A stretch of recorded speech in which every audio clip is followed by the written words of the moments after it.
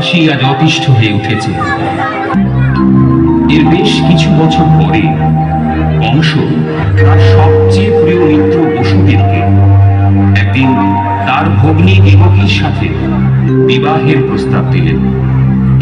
বসুদেব এই কথা শুনে কিছুতেই রাজি হলেন না, কিন্তু কংস বারবার অনুরোধ করলেন যে তিনি তার প্রিয় মিত্রকে আরো নিকট সম্পর্কে বাঁধতে চান।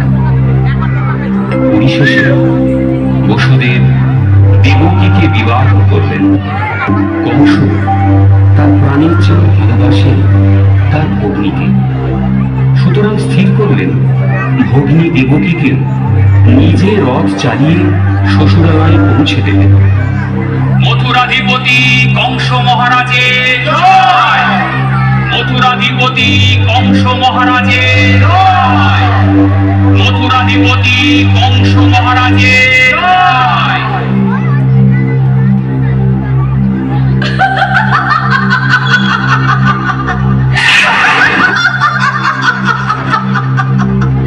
রে মূর্খ, তুই যাহাকে বহন করিয়া লইয়া যাইতেছিস ইহারই অষ্টম গর্ভজাত সন্তান তোকে বধ করিবে।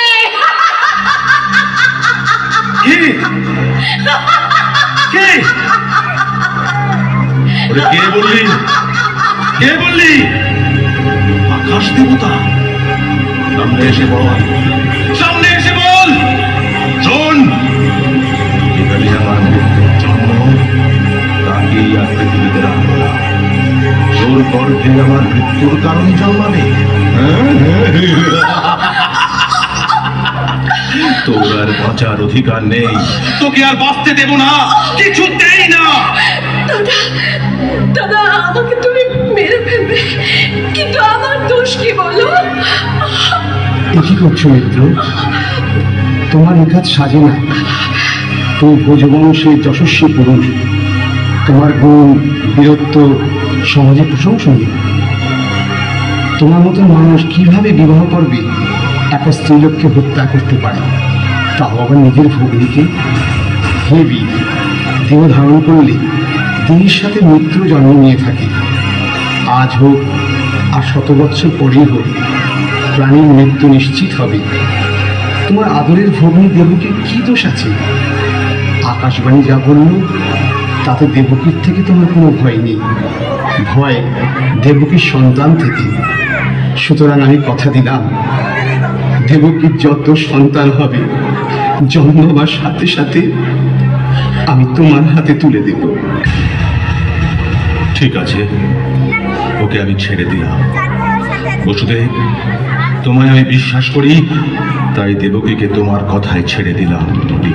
কিন্তু কিন্তু তোমাদের আর রাজপ্রাসাদে রাখবো না, আমি তোমাদের কারাগারে পাঠাবো। অষ্টম গর্ভের সন্তান শেষ না করে আমি তোমাদের মুক্তি দেব না। তোমাদের মুক্তি নেই, মুক্তি নেই।